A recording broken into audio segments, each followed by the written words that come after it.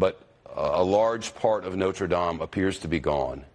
And now on your screen is a tweet from the president, which we read in the last hour, and there it is. That is a statement which goes without saying. The president said, so hard to watch this massive fire at Notre Dame in Paris. Perhaps flying water tankers could be used to put it out. Must act quickly. That from the President of the United States with instructions on how to solve this problem, which has clearly reached a point where firefighters are unable to do much of anything, at least at this moment. It is a sinking feeling and just sickening to imagine.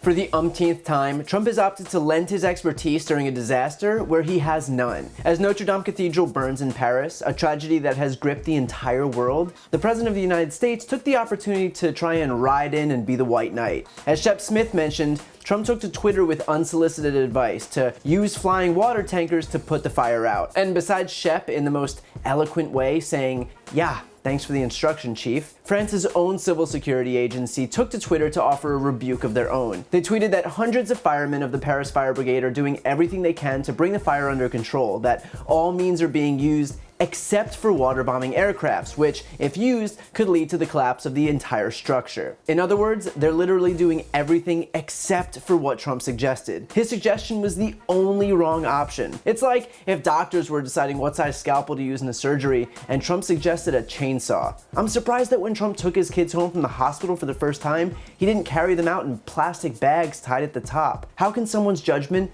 be that bad? But that's never stopped him before from offering it up. Trump frequently takes it upon himself to offer advice for how to stop natural disasters and events like this, which his life as a trust fund recipient living on Fifth Avenue who went on to build an empire of failed businesses clearly prepared him for. As wildfires ravaged California earlier this year, Trump visited the devastation, chastising officials for not taking the necessary precautions. Gotta take care of the floors, the floors of the forests, very important. You look at other countries where they do it differently, and it's a whole different story. I was with the president of Finland, and he said, we have a much different, we're a forest nation. He called it a forest nation. And they spend a lot of time on raking and cleaning and doing things, and they don't have any problem. And when it is, it's a very small problem. So I know everybody's looking at that.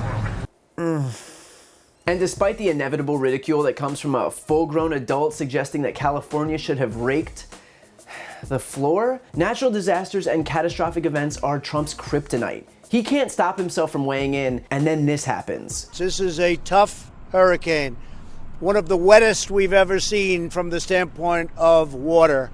And again, they haven't seen anything like what's coming at us in 25, 30 years, maybe ever. It's tremendously big and tremendously wet. And now, with yet another disaster, comes this. The fire that they're having at the Notre Dame Cathedral is something like few people have witnessed. When we left, we had a whole group of your great representatives, and when we left the plane, it was burning at a level that you rarely see a fire burn. Just one more oratorical masterpiece from the man with the best words.